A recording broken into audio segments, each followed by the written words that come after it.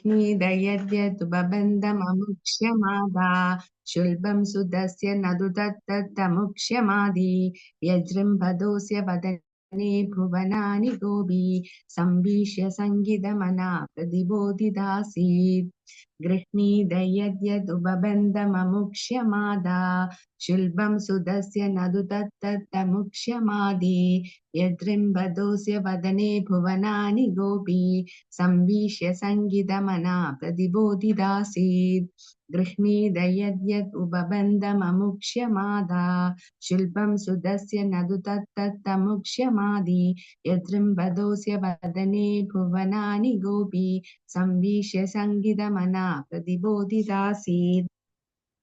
ഗൃഹ്ണീത എടുക്കുക വഴി, യദ്യത് എന്തു തന്നെയായാലും, ഉപബന്ധം ബന്ധിക്കുന്നതിന് വേണ്ടിയുള്ള കയറുകൾ, അമുക്ഷ്യ അദ്ദേഹത്തിന്റെ മാതാവ്, ശുൽബം കയറുകൾ, സുദസ്യ അവളുടെ പുത്രനെ, ന ഇല്ല തു എന്നിരുന്നാലും, തത് ക്രമേണ, അമുക്ഷ്യ അദ്ദേഹത്തിന്റെ മാതി തൃപ്തികരമായിരുന്നു, യത് ഏതാണോ, ജൃംഭത വായ് തുറന്ന്, അസ്യ അദ്ദേഹത്തിന്റെ വദനെ വായിൽ, ഭുവനാനി ലോകങ്ങൾ, ഗോപി ഗോപികമാർ, സംവീക്ഷ്യ അത് ദർശിക്കയാൽ, സംഗീതമന മനസ്സിലെ ശങ്ക പ്രതിബോധിത വ്യത്യസ്ത രീതിയിൽ ബോധ്യപ്പെടുത്തി, അസീത് അവണ്ണം പ്രവർത്തിച്ചിരുന്നു.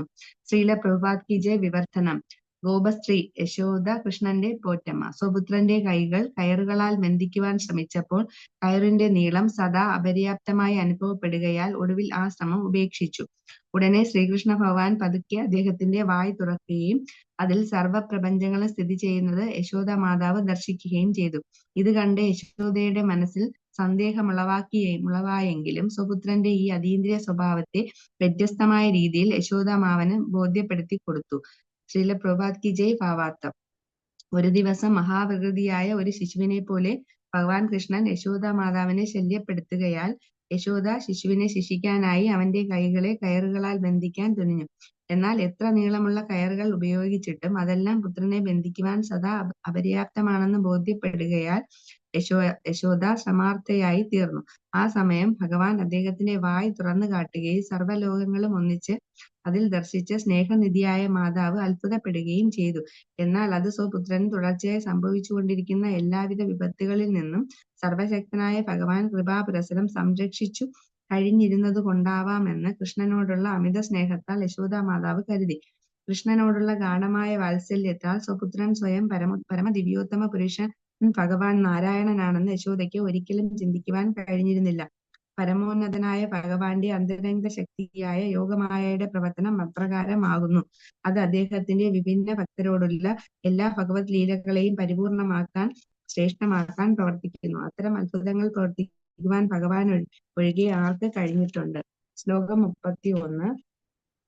നന്ദം ച മോക്ഷ്യതി ഭയാത് വരുണസ്യ പാശാത് ഗോപാൻ ബിലേഷു പിഹിതാൻ മയസൂനുനാ ച അജ്ഞാപൃതം നിശിശയാനമതിശ്രമേണ ലോകം വിഗുണ്ഡമുമനേക്ഷ്യതി ഗോകുലം സ്മ.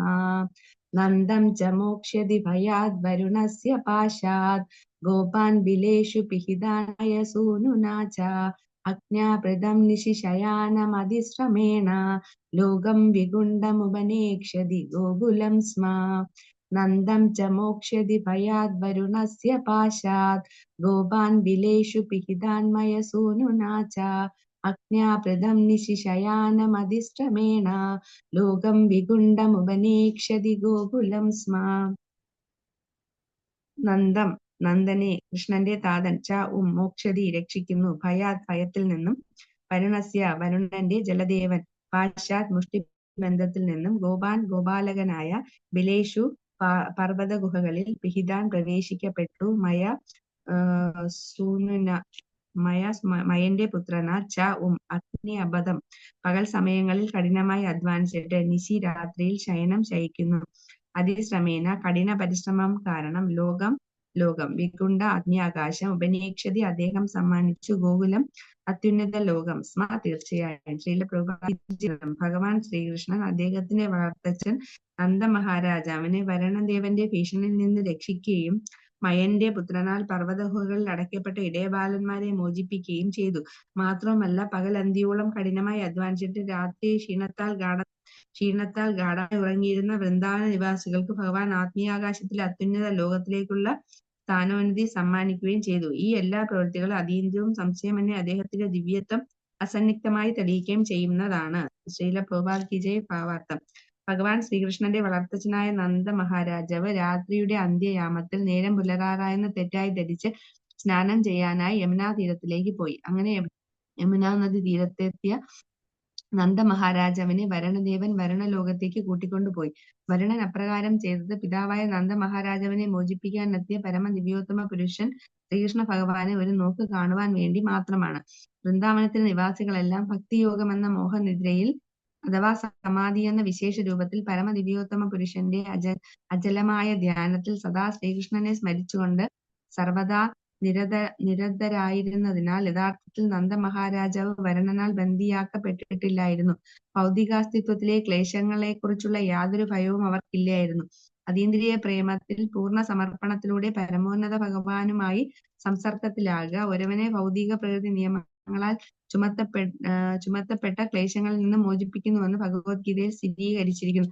വൃന്ദാവനത്തിലെ നിവാസികളെല്ലാം പകൽ അന്തിയോളം കഠിനമായ ജോലികൾ വ്യാപൃതരായിരുന്നുവെന്നും പകൽ സമയത്തെ കഠിനാധ്വാന നിമിത്തം രാത്രിയിൽ അവർ ഗാഠനിദ്രയിലായിരുന്നുവെന്നും ഇവിടെ പറഞ്ഞിരിക്കുന്നു. ആകയാൽ അവർക്ക് ധ്യാനത്തിന് അഥവാ ആത്മീയ പ്രവർത്തനങ്ങൾ എന്ന മറ്റ് അനുസാരികൾക്കായി സമർപ്പിക്കുവാൻ വളരെ കുറച്ച് സമയം മാത്രമേ ഉണ്ടായിരുന്നുള്ളൂ. എന്നാൽ യഥാർത്ഥത്തിൽ അവർ സർവോത്കൃഷ്ടമായ ആത്മീയ പ്രവർത്തനങ്ങളിൽ മാത്രമാണ് വ്യാപൃതരായിരുന്നത്.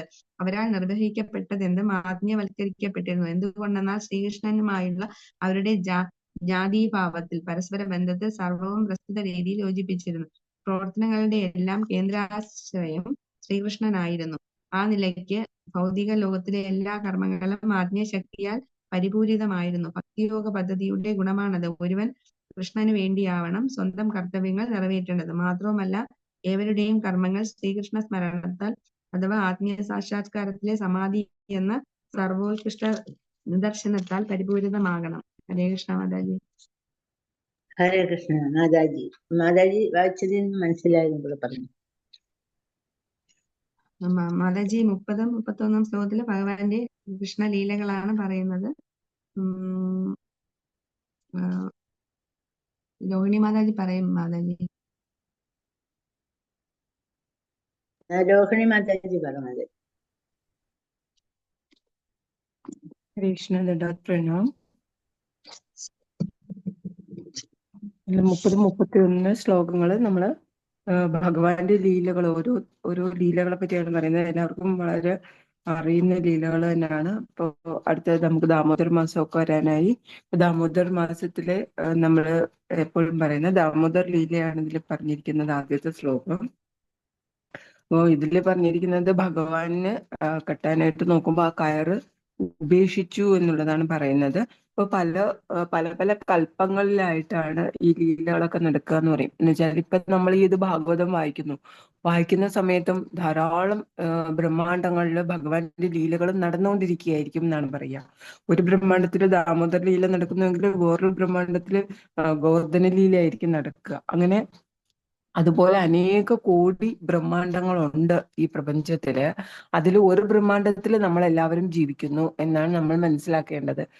അല്ലാതെ സയന്റിസ്റ്റുമാര് കണ്ടുപിടിച്ച അല്ലെങ്കിൽ ശാസ്ത്രജ്ഞന്മാര് കണ്ടുപിടിച്ചത് പ്രകാരം ഈ ഒരു ഭൂമിയും ഈ ഒരു സൗരയൂഥം മാത്രമേ ഉള്ളൂ എന്നുള്ള നമ്മുടെ വിശ്വാസം അത് നമ്മൾ കൂപ്പം മണ്ടൂക്കങ്ങളായതുകൊണ്ടാണ് എന്നാണ് നമുക്ക് ആചാര്യന്മാർ പറഞ്ഞു തരുന്നത്. നമ്മൾ വെറും കൂപ്പം മണ്ടൂകങ്ങളാണ്. നമ്മളൊരു കിണറ്റിൽ കിടക്കുന്ന തവളയാണ്. ഇപ്പൊ കിണറ്റിൽ കിടക്കുന്ന തവള എന്ന് പറയുമ്പോൾ ആ തവളയ്ക്ക് ആ കിണറ്റിലെ വെള്ളവും ആ കിണറ്റിലെ ആവാസ വ്യവസ്ഥയെ കുറിച്ച് മാത്രമാണ് അറിയുന്നത്. അപ്പൊ അതുപോലെയാണ് നമുക്ക് ഇവിടുത്തെ കാര്യങ്ങൾ മാത്രമേ അറിയുള്ളൂ.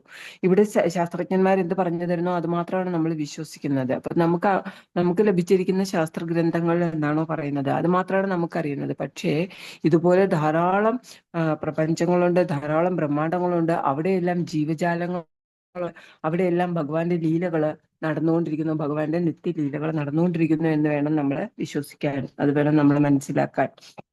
അപ്പൊ അങ്ങനെ വരുമ്പോഴ് പല പല കല്പങ്ങളിലായിട്ട് പല പല ബ്രഹ്മാണ്ടങ്ങളിലായിട്ട് പല ലീലകൾ നടക്കും. അപ്പൊ അതെല്ലാം ഭഗവാന്റെ ഇച്ഛയ്ക്കനുസരിച്ചായിരിക്കും നടക്കുക. അപ്പൊ ഇവിടെ പറയുന്നത്, ഈ ഒരു ശ്ലോകത്തിൽ പറയുന്നത് അത് അവസാനം ഉപേക്ഷിച്ചു എന്നാണ്. ആ കെട്ടുന്നത് ഉപേക്ഷിച്ചു എന്നുള്ളതാണ് പറയുന്നത്. ആ സമയത്ത് അപ്പൊ ഭഗവാന്റെ ലീലയിൽ കുറച്ച് കുറച്ച് ചേഞ്ചസ് വരും. അങ്ങോട്ടോ ഇങ്ങോട്ടോ ചില കല്പത്തിലും ചില ഇതില് കെട്ടും അല്ലെ. നമ്മൾ ഇനി 10ാമത്തെ ക്യാൻഡോയിൽ നമ്മൾ പഠിക്കുമ്പോൾ നമ്മൾ മനസ്സിലാക്കി വെച്ചിരിക്കുന്നത് ദാമോദർ ലീല, ഗോപസ്ത്രീകൾ പിന്നീട് അവസാനം ധാരാളം കയറുകൾ കൊണ്ട് കൊടുക്കും. കയറുകൾ കൊണ്ട് കൊടുക്കുമ്പോഴും ഭഗവാനെ കെട്ടാനായിട്ട് കഴിയുന്നില്ല. അവസാനം ഇത്രയും പരിശ്രമം ദൃഷ്ടുവ എന്നാണ് പറയുന്നത്. ആ പരിശ്രമം കണ്ടിട്ട് ഭഗവാനെ തന്നെ മനസ്സലിഞ്ഞിട്ട് ഭഗവാൻ കെട്ടാനായി നിന്ന് കൊടുക്കും എന്നാണ് നമ്മൾ 10ാമത്തെ ക്യാൻഡോയിൽ ആ ഒരു ശ്ലോകം പഠിക്കുന്നത്. അപ്പൊ എത്രത്തോളം നമ്മൾ പരിശ്രമിക്കുന്നോ, ഒരു ഭക്തൻ എത്രത്തോളം പരിശ്രമിക്കുന്നോ, നമുക്ക് കഴിയുന്നില്ലെങ്കിൽ പോലും നമ്മൾ വീണ്ടും വീണ്ടും വീണ്ടും യശോദാമാതയെ പോലെ പരിശ്രമിച്ചു കൊണ്ടിരുന്നാല് അവസാനം ഭഗവാൻ നമുക്ക് പിടിത്തരും എന്നുള്ളതാണ്. അപ്പൊ നമ്മൾ നമ്മുടെ ഭക്തിയില് സാധനയിൽ നമ്മൾ എന്ത് ചെയ്യണം, അത്രത്തോളം നമ്മൾ പരിശ്രമിച്ചുകൊണ്ടിരിക്കണം എന്ന് ഈ ഒരു ലീലയിൽ നിന്ന് നമുക്ക് മനസ്സിലാക്കാനായിട്ട് കഴിയും. അപ്പോ അടുത്തത് ഇവിടെ പറഞ്ഞിരിക്കുന്ന ലീലയിൽ പിന്നീട് ഭഗവാന്റെ വായ തുറന്നു കൊടുത്തതാണ് പറയുന്നത്. വായ തുറന്നു കൊടുത്തത് നമ്മൾ രണ്ടിതായിട്ട് മൃദുഭക്ഷണ ലീലയും മൃദുഭക്ഷണ ലീല തന്നെ മണ്ണ് വാരി തിന്നുന്ന ആ ഒരു ലീല, അതിൽ ഭഗവാൻ വായ തുറന്ന് കാണിക്കുമ്പോൾ പ്രപഞ്ചമൊക്കെ കാണുന്നതായിട്ട് അല്ലെ, ആ ഒരു ലീല പറയുന്നുണ്ട്. പിന്നീട് അടുത്ത 31ാമത്തെ ശ്ലോകം. 31ാമത്തെ ശ്ലോകത്തിൽ പറയുന്നത് വരുണദേവൻ നന്ദമഹാരാജാവിനെ പിടിച്ചുകെട്ടിക്കൊണ്ട് പോകുന്ന ഒരു ലീലയാണ്. അതെന്ന് പറഞ്ഞാൽ ഏകാദശി ദിവസം അദ്ദേഹം വ്രതമൊക്കെ അനുഷ്ഠിച്ചു കഴിഞ്ഞ് ദ്വാദശി ദിവസം അദ്ദേഹം വെളുപ്പിനെ ബ്രഹ്മമുഹൂർത്തത്തിൽ എഴുന്നേറ്റാണ് കുളിക്കാനായിട്ടൊക്കെ എല്ലാവരും പോവുക. അപ്പൊ ആ സമയത്തിന് മുന്നേ എല്ലാറ്റിനും ഒരു മുഹൂർത്തമുണ്ട്, ആ ഒരു ടൈമുണ്ട്. ആ ടൈം അല്ലാതെ അതിന് മുന്നേ, അപ്പൊ അന്നത്തെ കാലത്ത് നമ്മുടെ മാതിരി അലാറവും ക്ലോക്കും ഒന്നുമില്ല അല്ലെ. അപ്പൊ അവരുടെ ആ ടൈം കണ്ടിട്ട് നോക്കിയിട്ടൊക്കെ, അപ്പൊ അതിലൊരു തെറ്റായ ധാരണയൊക്കെ ഉണ്ടാവും. അപ്പൊ നേരം പുലർന്നു എന്നുള്ള ഒരു സമയം ആയി എന്നുള്ളത്, കോഴി കൂന്ന് വെച്ചിട്ടൊക്കെ ആയിരിക്കും അവര് പോകുന്നത്. അപ്പൊ ഏതെങ്കിലും ഒരു കോഴി മുന്നേ കൂവിയെങ്കിൽ എഴുന്നേറ്റിട്ട് രാവിലെ പോകും അല്ലെ. അപ്പൊ അങ്ങനെ പോകുന്ന സമയത്ത് അദ്ദേഹം ആ ഒരു സമയം തെറ്റിപ്പോ കുളിക്കാനുള്ള സമയമായില്ല, അത് ജലദേവതകളുടെ സമയമാണ്. അപ്പൊ ആ സമയത്തിന് മുന്നേ ചെന്നത് കൊണ്ട്, യമുനയിൽ കുളിക്കാൻ ഇറങ്ങിയത് കൊണ്ട് നദികളുടെയും അല്ലെങ്കിൽ സമുദ്രങ്ങളുടെയും ഒക്കെ ദേവനായിട്ടുള്ള വരുണദേവന് കുറച്ചൊരു ദേഷ്യം തോന്നുകയും അദ്ദേഹം മഹാരാജിനെ കെട്ടിക്കൊണ്ടു പോവുകയും ചെയ്തതായിട്ടാണ് പറയുന്നത്. പിന്നീട് ഭഗവാൻ ബലറാമനോടൊപ്പം അവിടേക്ക് പോവുകയും നന്ദ മഹാരാജിനെ അവിടെ നിന്ന് മോചിപ്പിക്കുകയും ചെയ്തതായിട്ടൊരു കഥ പറയുന്നുണ്ട്. അതിൽ പിന്നീട് അവിടെ വന്നിട്ട് അവിടെ ചെന്ന് വരുണലോകം കണ്ടപ്പോഴ് നന്ദമഹാരാജാവ് അവിടെ എല്ലാം അതിശയത്തോടുകൂടി നോക്കി. അയ്യോ ഇത്രയും അവിടുത്തെ അത്രയും വിഭൂതികളും എന്തൊരു ഭംഗിയാണ്. ഇപ്പൊ ഗോലോക വൃന്ദാവൻ എന്ന് പറയുമ്പോൾ അതിനേക്കാളൊക്കെയും ഉയർന്ന എല്ലാ സൗകര്യങ്ങളും സുഖസൗകര്യങ്ങളും ഒക്കെ ഉള്ള സ്വർഗലോകത്തെക്കാളൊക്കെ എത്രയോ ഉയർന്നതായിരിക്കാം. പക്ഷേ ഇവിടെ വരുണലോകം അത് കണ്ടിട്ടില്ല നന്ദ മഹാരാജാവ് അല്ലെ. അപ്പൊ വരുണലോകം കൊണ്ടപ്പോ തന്നെ അദ്ദേഹത്തിന് ഭയങ്കര അതിശയമായി, ഒരു സ്വർഗീയ ലോകം പോലെ ഭയങ്കരമായിട്ടുള്ള അതിശയമായി. അദ്ദേഹം ഇവിടെ വന്നിട്ട് തിരിച്ച് അദ്ദേഹത്തെ കൊണ്ടുവന്നതിന് ശേഷം അദ്ദേഹം അവിടുത്തെ ഭംഗിയും ദൃശ്യങ്ങളും എല്ലാം ഇവിടെ വൃന്ദാവനത്തിലുള്ളവർക്ക് വിവരിച്ചു കൊടുക്കുന്നതായിട്ടാണ് നമുക്ക് ഭാഗവതത്തില് പറയുന്നത്. അതുപോലെ പിന്നീട് ഇടയബാലന്മാരെ പർവ്വത ഗുഹകളിൽ അടയ്ക്കപ്പെട്ട് ഇടയബാലന്മാരെ മോചിപ്പിക്കുകയും ചെയ്തു എന്നുള്ളത്. ഇവിടെയും ഒന്നെന്ന് പറഞ്ഞാല് ബ്രഹ്മവിമോഹന ലീലയില് ബ്രഹ്മയാണ്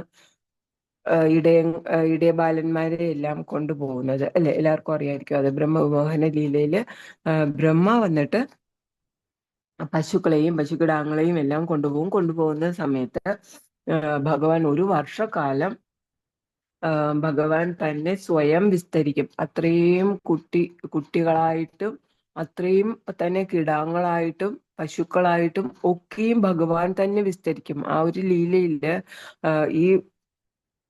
ഈ ഒരു പശുക്കളെല്ലാം കട്ടുകൊണ്ട് പോയതിനെ പറ്റി ബലരാമ ഭഗവാൻ പോലും അറിയുന്നില്ല എന്നാണ് പറയുന്നത്. ഇങ്ങനെ ഭഗവാനാണ് ഇതെല്ലാം ഇത്രയും വലിയ വിസ്തരണം ഇത്രയും പേരെ ആയിട്ട് വിസ്തരിച്ചിരിക്കുന്നതെന്ന് ബലരാമന് പോലും അറിയില്ല അത്രയ്ക്കും രഹസ്യമായിട്ടാണ് അവർ വിസ്തരണം നടക്കുന്നത്. അപ്പൊ ഓരോ വീട്ടിലും വൈകുന്നേരം ആകുമ്പോൾ ഇവരെല്ലാവരും തിരിച്ചു ചെല്ലണം. പക്ഷെ ഇവരെല്ലാം മോഷ്ടിച്ച് ബ്രഹ്മ കൊണ്ടുപോയി. അപ്പോൾ അതറിയുമ്പോൾ അമ്മമാർക്കെല്ലാം വിഷമമാകും എന്നതുകൊണ്ട് ഭഗവാൻ സ്വയം വിസ്തരിച്ച് ഈ ഒരു ലീല ചെയ്യുന്നുണ്ട്. അപ്പോൾ ആ സമയത്ത് അമ്മമാർക്കെല്ലാം എല്ലാ ദിവസത്തെക്കാൾ അധികം സ്നേഹം മകനോടുണ്ടായി എന്നാണ് പറയുന്നത്. അപ്പോ എല്ലാ ദിവസവും സ്വന്തം മകനാണ് വരുന്നത്, പക്ഷെ വീട്ടിലേക്ക് ആ ദിവസം ചെല്ലുന്നത് കൃഷ്ണ ഭഗവാനാണ്, അല്ലെ? അപ്പൊ കൃഷ്ണ ഭഗവാൻ എത്ര നാൾ ഉണ്ടായിരുന്നോ അത്ര നാൾ അവർക്ക് അതിഭയങ്കരമായ വാത്സല്യം സ്വന്തം കുട്ടികളോടുണ്ടായി എന്നാണ് പറയുന്നത്. അപ്പൊ ആ ഒരു അട്രാക്ഷൻ, ഭഗവാനുമായിട്ടുള്ള ഒരു ആകർഷണമാണ് അവിടെ കാണിക്കുന്നത്. അപ്പോ ഇത്രയും ഇത് ഒരു വർഷക്കാലം, ഇപ്പോ ദേവലോകത്ത് നോക്കിക്കഴിഞ്ഞാൽ ഒരു നിമിഷമായിരിക്കും, ബ്രഹ്മാവിന്റെ ലോകത്തൊക്കെ ഒരു നിമിഷമായിരിക്കാം. പക്ഷെ അത് ഇവിടെ നമുക്ക് അല്ലെങ്കിൽ ഒരു ദിവസമായിരിക്കും. ഒരു ദിവസം എന്ന് പറയുന്നത് ആ ലോകത്തുള്ള ഒരു ദിവസം നമ്മുടെ ഒരു വർഷക്കാലമാണ്. ആ ഒരു വർഷക്കാലത്തോളം ഈ ഒരു ലീല നടന്നതായിട്ടാണ് നമുക്ക് അതിൽ പറഞ്ഞു തരുന്നത്. പിന്നീട് ഇവിടെ പറയുന്നതിൽ എനിക്ക് ഒരു സംശയമുള്ളത്, 7ാമത്തെ കാൻറ്റോയില് ഒരു മയാദാനവന്റെ വേറൊരു കഥയും പറയുന്നുണ്ട്. അപ്പൊ അതെന്ന് പറഞ്ഞാല് അസുരന്മാരും ദേവന്മാരും തമ്മിൽ യുദ്ധം നടക്കുന്ന സമയത്ത് അസുരന്മാരെല്ലാം മായാവികളാണ്. അപ്പൊ ഈ മായാവികൾ എന്ന് വെച്ചാല് അവർക്ക് ഒക്കെയും ഇങ്ങനെ കാണാതെ, നമ്മൾ ഇൻവിസിബിൾ ആയിട്ട്, ഇങ്ങനെ അജ്ഞാതമായിട്ട്, എന്താ പറയാ, നമുക്ക് കാണാൻ പറ്റില്ല, പക്ഷെ അമ്പെയ്ത്തൊക്കെ നടക്കുന്നുണ്ടാവും. ഒരു ഇൻവിസിബിൾ ആയിട്ടുള്ള ആളിൽ നിന്നും കാണാതെ അദൃശ്യനായ ഒരു സ്ഥലത്ത് നിന്നായിരിക്കും ഇതൊക്കെ വരിക. അപ്പൊ ഇവിടെ നിന്ന് എങ്ങനെ വരും എന്ന് പറയാൻ പറ്റില്ല. നേർക്ക് ആളെ കണ്ടാലും മാത്രമല്ലേ യുദ്ധം ചെയ്യാൻ പറ്റുള്ളൂ. അപ്പൊ ഇവിടെ അങ്ങനെ നേർക്കുനേർ കാണാൻ പറ്റാണ്ട് അസുരന്മാരെല്ലാം ഒളിഞ്ഞിരിക്കുന്നു പക്ഷെ അവർ യുദ്ധം നടത്തുകയും ചെയ്യുന്നു. ആ ഒരു സമയത്ത് ദേവന്മാരും ഇടപെട്ടിട്ട് എല്ലാവരും വന്ന്, പിന്നീട് ബ്രഹ്മ, ഭഗവാൻ ഒക്കെ വരുന്ന സമയത്ത് ബ്രഹ്മ പശുവായിട്ട് വരുന്നു, ഭഗവാൻ പശുവായിട്ടും ബ്രഹ്മ ബുള്ളായിട്ടും വരുന്ന, കാളയായിട്ടും അങ്ങനെ വരുന്ന ഒരു ലീല പറയുന്നുണ്ട്. അപ്പൊ അതാണോ ഇതിൽ ഉദ്ദേശിക്കുന്നത് എന്നറിയില്ല. കാരണം ഈ ഓരോ 3 വീട്, മയാദാനവൻ ആ സമയത്ത് 3 വീട് നിർമ്മിച്ചു കൊടുക്കുന്നതായിട്ട് പറയുന്നുണ്ട്. ഈ 3 വീടിനുള്ളില് അസുരന്മാരെ ഒളിപ്പിക്കുന്നതായിട്ടും പറയുന്നുണ്ട്. അപ്പൊ ആ ഒരു ലീലയിൽ ശിവജിയുടെ കാര്യം പറഞ്ഞിട്ട്, ശിവജി അദ്ദേഹത്തിന്റെ ഗോൾഡൻ അമ്പ് വെച്ചിട്ട് ഈ വീടുകളെല്ലാം നശിപ്പിക്കുന്നതായിട്ടും പിന്നീട് അവരെ കാണാൻ കഴിയുന്നതായിട്ടും, അപ്പോഴാണ് പിന്നീട് ബ്രഹ്മയും അതുപോലെ വിഷ്ണുവും വരുന്നതും ഇവിടെ അങ്ങനെ ഒരു ലീലയെ കുറിച്ചും പറയുന്നുണ്ട്. അപ്പോൾ ആ ലീലയാണോ ഇത് എന്നുള്ളത് കറക്റ്റ് ആയിട്ട് അറിയില്ല. അപ്പൊ ഇതിലൊരു ആദ്യത്തെ ലീല തന്നെ കണ്ടില്ലേ, 2 ചേർത്താണ് പറഞ്ഞിരിക്കുന്നത്. അപ്പൊ അതുകൊണ്ട് ഇതിലും ഒരു സംശയമുണ്ട്, അതാണോ ഇതാണോ എന്ന് അറിയില്ല. ബ്രഹ്മവിമോഹന ലീലയാണോ ഇതിൽ പറഞ്ഞിരിക്കുന്നതെന്ന് കറക്റ്റ് ആയിട്ട് മനസ്സിലാക്കാൻ ബുദ്ധിമുട്ടുണ്ട്. പിന്നീട് എന്താണ് അടുത്തത്, ഉറങ്ങിയിരുന്ന വൃന്ദാവനവാസികൾക്ക് ഭഗവാൻ ആത്മീയ ആകാശത്തിലെ അത്യുന്നത ലോകത്തിലേക്കുള്ള സ്ഥാനോന്നതി സമ്മാനിക്കുകയും ചെയ്തു. അത് നമ്മള് കഴിഞ്ഞ ദിവസം പറഞ്ഞിരുന്നു, ഏതായിരുന്നു ആ ഫയർ വിഴുങ്ങുന്നതില്ലേ, അഗ്നി വിഴുങ്ങുന്നത്. ആ അഗ്നി വിഴുങ്ങുന്നതിന്റെ ഇത് പറയാണ്. അപ്പൊ ക്ഷീണത്താല് പകലന്തിയോളം അവര് പണിയെടുത്തു. അതൊക്കെ കഴിഞ്ഞിട്ട് അവർ ഉറങ്ങുന്ന സമയത്ത് അവർക്ക് ഭഗവാൻ പൂർണ്ണമായിട്ടുള്ള ഒരു സംരക്ഷണം കൊടുത്തു എന്നാണ് പറയുന്നത്. ആ സംരക്ഷണത്തിൽ നിന്നും അവർക്ക് എന്താണ് കൊടുത്തത്, ആത്മീയ ആകാശത്തിലെ അത്യുന്നതമായിട്ടുള്ള ലോകത്തിലേക്കുള്ള സ്ഥാനോന്നതി. അപ്പൊ ഇതിലൂടെയൊക്കെയും വൃന്ദാവനത്തിലുള്ളവർ ഇപ്പോഴും തന്നെയും വൃന്ദാവനത്തിൽ താമസിക്കുന്നവരൊക്കെയും നമ്മളെ പോലെ ഉള്ളവരല്ല എന്നാണ് പറയുന്നത്. നമ്മള് വൃന്ദാവനത്തിലൊക്കെ പോയി കഴിഞ്ഞാൽ നമുക്ക് അവിടെ കുറെ വൃത്തികേടുകളൊക്കെ കാണാൻ പറ്റും, അല്ലെങ്കിൽ അയ്യോ ഇവിടെ വൃത്തിയില്ല, ഇവിടെ കൊള്ളില്ല എന്നൊക്കെ നമുക്ക് തോന്നും. പക്ഷെ അവിടെ അവരെന്ന് പറയുന്നത് ഭഗവാന്റെ ധാമത്തിൽ തന്നെ താമസിക്കുന്നവരാണ്. ഒരു ഈച്ചയോ ഒരു കൊതുകോ പോലും അതിന് പൂർണ്ണമായിട്ട് പുണ്യം ലഭിച്ചാൽ മാത്രമേ ആ ഒരു ധാമത്തില് കഴിയാനായിട്ട് പറ്റുള്ളൂ എന്നാണ് പറയുന്നത്. ഒരിക്കലും ഒരു മഹാരാജ് കാറിൽ കയറിയിട്ട് അവിടുന്ന് വൃന്ദാവനിൽ നിന്നും പുറത്തേക്ക് വരുന്ന സമയത്ത് കാറിൽ കയറി കഴിഞ്ഞിട്ട് നോക്കുമ്പോൾ അതിനകത്തൊരു ഈച്ച പെട്ടുപോയി. ഈച്ച പെട്ടുപോയപ്പോഴത്തേക്ക് അദ്ദേഹത്തോട്, ഡ്രൈവറോട് പറഞ്ഞു അത് വിൻഡോസ് താഴ്ത്തിയിട്ട് ഈച്ചയെ പുറത്തേക്ക് വിടണം എന്ന് പറഞ്ഞു. അപ്പോൾ ഡ്രൈവർ പറഞ്ഞു, സന്യാസിയൊക്കെ ആണെങ്കിലും സന്യാസിക്കും ഈച്ചയും കൊതുകിനെയും ഒന്നും സഹിക്കാൻ പറ്റില്ല അല്ലേ എന്നുള്ളത് പറഞ്ഞു. പക്ഷേ അപ്പൊ മഹാരാജ് പറഞ്ഞു, അല്ല, ഈ ഈച്ച എന്ന് പറഞ്ഞാല് വൃന്ദാവനത്തിലെ ഈച്ചയാണ്. നമ്മളിപ്പോ ഡൽഹിയിലേക്ക് പോയി കഴിഞ്ഞാൽ ഈ കാറ് ഇനി എപ്പോഴാണോ തുറക്കുന്നത് അപ്പോഴും മാത്രമേ ഈ ഈച്ചയ്ക്ക് പുറത്തേക്ക് ഇറങ്ങാൻ പറ്റുള്ളൂ. അപ്പോ അവിടെ നമ്മൾ കൊണ്ടുപോയിട്ട് അതിനെ വേറൊരു നഗരത്തിലേക്കാണ് കൊണ്ടുപോകുന്നത്. പക്ഷെ ഭഗവാന്റെ ഇച്ഛയാല് ഈ ഒരു ഈച്ച ഈ വൃന്ദാവനത്തിലെ ഈച്ചയാണ്. അത് അവിടെ തന്നെ നിൽക്കേണ്ടതാണ്. അത് അവിടെ തന്നെയാണ് നിൽക്കേണ്ടത്. അല്ലാതെ അതിന് പിന്നെ അവിടെ നിന്ന് ഇവിടെ വരേക്ക് വരാൻ അത് ബുദ്ധിമുട്ടാണ്. നമ്മൾ ഇവിടെ നിന്ന് അതിനെ കൊണ്ടുപോയി കഴിഞ്ഞാൽ അത് പാപമായി മാറും. അതുകൊണ്ട് ഇവിടെ തന്നെ അതിനെ തുറന്നു വിടണം. അതുകൊണ്ടാണ് അതിനെ തുറന്നു വിടാൻ പറഞ്ഞത് എന്ന് പറഞ്ഞു. അതുപോലെ തന്നെ വേറൊരു പ്രഭുവും ഇതുപോലെ ഒരു മഹാരാജ് ഇതുപോലെ ഒരു ഇതിനെ കൊണ്ടുപോയിട്ട് അത് സഞ്ചിയിലുണ്ടായിരുന്നതിനെ തിരിച്ച് ഡൽഹിയിൽ എത്തിയതിനു ശേഷം അതിനെ തിരിച്ചു കൊടുത്തയച്ചു. വേറൊരു ഡ്യൂട്ടിയുടെ കാര്യം തിരിച്ചു കൊടുത്തയച്ചു. അത് വൃന്ദാവനിൽ കൊണ്ടുപോയിട്ട് കളയണം. ഇപ്പൊ വൃന്ദാവനിൽ പോകുന്നവർ തന്നെ അവിടെ നിന്ന് ഒരു തരി മണ്ണ് പോലും എടുത്തിട്ട് പോകാൻ പാടില്ല എന്ന് പറയാറുണ്ട്. ആ ധാമത്തിന് അത്രയ്ക്കും പൂർണ്ണമായിട്ട് പാവനമായിട്ടും പവിത്രമായിട്ടുള്ളതാണ്. അപ്പൊ അവിടെ ജനിച്ചവർ, അല്ലെങ്കിൽ അതൊരു മരമായിക്കോട്ടെ, ഏതൊരു ജീവജാലമായിക്കോട്ടെ, അല്ലെങ്കിൽ അതിന് ജീവനില്ലാത്ത മണ്ണായിക്കോട്ടെ, കല്ലായിക്കോട്ടെ, ഏതായാലും ശരി, അത് ഭഗവാന്റെ അനുഗ്രഹത്താല് അവിടെ പെട്ട് വന്നതാണ്. അത് അവർക്ക് അവിടെ തന്നെ അവര് നിൽക്കേണ്ടവരാണ്. നമ്മളൊന്നും അത് എടുത്തിട്ട് വരാനോ ഒന്നിനും നമുക്ക് അർഹതയില്ല. അതുപോലെ അവിടുത്തെ വൃത്തികേടുകളോ എന്ത് തന്നെ ആയാലും അതെല്ലാം അവിടെ അതുപോലെ ക്രിയേറ്റ് ചെയ്തിരിക്കുന്നതാണ്. ഭഗവാനാണ് ക്രിയേറ്റ് ചെയ്തിരിക്കുന്നത്. ഭഗവാൻ അറിയാം അത് ഒരു സ്ഥലവും എങ്ങനെയായിരിക്കണം എന്നുള്ളത് ഭഗവാൻ അറിയാം. അപ്പൊ ഇതൊക്കെയും നമ്മൾ വൈഷ്ണവരാണ്. നമുക്കിതൊക്കെ പോകുമ്പോഴും നമുക്ക് കാണുമ്പോൾ അയ്യോ അവിടെ എല്ലാം ചാണകമാണ്, കാല് വെച്ച് നടക്കാനേ പറ്റണില്ല. കാരണം ഭഗവാന്റെ പശുക്കളെല്ലാം അവിടെ എല്ലാം നടക്കുന്നുണ്ടാവും. എനിക്ക് തോന്നുന്നു ഇന്നലെ കൊല്ലം ഗ്രൂപ്പിലാണോ ഒരു വീഡിയോ ഇട്ടിരുന്നു അല്ലെ, ഭഗവാന്റെ ബർസാനയിലും എവിടെയോ പോയിട്ട് ആയിരുന്നു ഭഗവാന്റെ അടുത്തേക്ക് യമുന നദി നീന്തി കടന്നു പോകുന്ന പശുവിന്റെ ഒരു വാട്സപ്പ് വീഡിയോ കണ്ടിരുന്നു ഇന്നലെ ഒരു ഗ്രൂപ്പില്. അത് ഈ ഗ്രൂപ്പിലാണെന്ന് എനിക്ക് തോന്നുന്നു. ഇല്ലാന്നുണ്ടെങ്കിൽ ഞാൻ പോസ്റ്റ് ചെയ്യാം.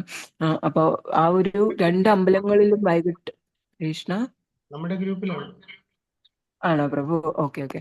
അപ്പൊ ഞാനത് ആദ്യമായിട്ടാണ് ഇന്നലെ അത് കാണുന്നത്. അപ്പൊ ആ ഗോമാതായ്ക്ക് എത്രത്തോളം ബുദ്ധിയുണ്ട് മനുഷ്യനേക്കാളും അല്ലെ. കറക്റ്റ് ടൈമില് അത് അങ്ങനെ അമ്പലങ്ങളിൽ പോകുന്നു.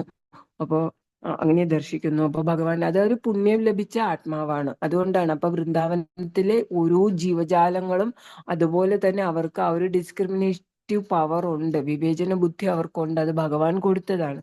അപ്പൊ ഇതെല്ലാം തന്നെ ഭഗവാന്റെ അറേഞ്ച്മെന്റ് ആണ്. നമുക്ക് നമ്മുടെ പേഷ്യൻസ്, നമ്മുടെ ടോളറൻസ്, നമ്മുടെ ഒരു സഹിഷ്ണുത എത്രത്തോളം ഉണ്ട് എന്നുള്ളതൊക്കെ നമ്മൾ ഓരോ ധാമത്തിൽ പോകുമ്പോഴും നമുക്കത് മനസ്സിലാക്കാൻ പറ്റും. അതുപോലെ വൈഷ്ണവ സേവ ചെയ്യുന്ന സമയത്ത്, വൈഷ്ണവരോട് ഇടപെടുന്ന സമയത്ത് നമുക്ക് എത്രത്തോളം നമ്മുടെ സഹിഷ്ണുത ഉണ്ട്. നമ്മൾ മറ്റുള്ളവരിൽ കുറ്റങ്ങൾ കണ്ടെത്താൻ ശ്രമിക്കും അല്ലെ. ആ ഒരു സാഹചര്യത്തില് അവിടെ വൃന്ദാവനത്തില് ഇത് ഇത്രയും ചാണകമാണല്ലോ, നമ്മളന്നേരത്തെ അത് ഗോമാത എന്നുള്ളൊരു കൺസെപ്റ്റ് ഒന്നും നമുക്ക് പറ്റില്ല. നമുക്ക് ഇവിടെ നമ്മുടെ വീട്ടിലുള്ള വൃത്തി തന്നെ അവിടെ വേണം അല്ലെ, സൗകര്യങ്ങൾ നമുക്ക് അവിടെ വേണം. ഇങ്ങനെയൊക്കെ നമ്മൾ ചിന്തിക്കും. അപ്പൊ നമ്മുടെ ആ ഒരു സഹിഷ്ണുതയാണ് അവിടെ അളക്കപ്പെടുന്നത്. ഇതിനെയെല്ലാം ഓവർകം ചെയ്ത് മുന്നോട്ട് പോയാൽ മാത്രമേ ആ ഒരു സ്വഭാവമൊക്കെ നമ്മളിൽ തന്നെ നമ്മൾ ചേഞ്ച് ഉണ്ടാക്കാനായിട്ട്, മാറ്റം വരുത്താനായിട്ട് നമ്മൾ ശ്രമിച്ചാൽ, നമ്മൾ സമൂഹത്തിലോ അല്ലെങ്കിൽ മറ്റുള്ളവരെയോ മാറ്റാൻ നമ്മൾ ശ്രമിക്കരുത്. വൈഷ്ണവർക്കുള്ള ഏറ്റവും ഉയർന്ന ഒരു ക്വാളിറ്റി അതായിരിക്കണം. നമ്മൾ മറ്റുള്ളവരെ മാറ്റാനായിട്ട് ഒരിക്കലും ശ്രമിക്കരുത്. മറ്റുള്ളവരെ വിമർശിക്കാനായിട്ട് നമ്മൾ ഒരിക്കലും ശ്രമിക്കരുത്. നമ്മൾ നമ്മളെ തന്നെ മാറ്റുക. അപ്പോൾ സമൂഹം സ്വയം മാറിക്കൊണ്ടിരിക്കും. അതാണ് നമ്മൾ പഠിക്കാനുള്ളത്. അല്ലാതെ മാറ്റുവിൻ ചട്ടങ്ങളെ എന്ന് പറഞ്ഞിട്ട് നമ്മൾ കമ്മ്യൂണിസ്റ്റ് ചിന്താഗതിയിൽ പോയി കഴിഞ്ഞാൽ നമ്മൾ വൈഷ്ണവരല്ല, നമ്മൾ കമ്മ്യൂണിസത്തിൽ പോയി ജീവിക്കേണ്ടവരായി മാറുമെന്നുള്ളത് നമുക്ക് മനസ്സിലാക്കാം. അപ്പൊ ഇവിടെ ഈ ലീലകള് ഇപ്പൊ വരുണദേവന്റെ ഭീഷണി, ഇവിടെ ആ ഒരു കാര്യം പറഞ്ഞിരിക്കുന്നത് നമുക്ക് ഭാഗവതത്തിൽ നമുക്ക് ആചാര്യന്മാർ പറഞ്ഞു തരുന്നത് എന്ന് പറഞ്ഞാല്, വരുണദേവൻ ആ ഒരു ഇതിൽ തന്നെയും ഭാവാർത്ഥത്തിൽ പറയുന്നുണ്ട്.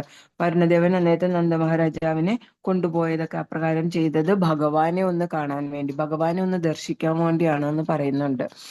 അപ്പൊ ഭഗവാൻ എന്തായാലും നന്ദബാബയെ തിരിച്ചു കൊണ്ടുവരാൻ വേണ്ടി ചെല്ലും. അപ്പോഴാ ചെല്ലുന്ന സമയത്ത് ഭഗവാനെ ഒന്ന് ദർശിക്കാൻ പറ്റും വരുണദേവനെ എന്നുള്ളത് പറയുന്നുണ്ട് 10ാമത്തെ സ്കന്ധത്തിൽ. പക്ഷെ അങ്ങനെ ആ ഒരു രീതിയിലല്ല പറയുന്നത്. ഇവിടെ നമുക്ക് ഭാവാർത്ഥത്തിൽ നമുക്ക് ഗുരു പറഞ്ഞു തരുന്ന ഒരു കാര്യമാണ് അങ്ങനെ.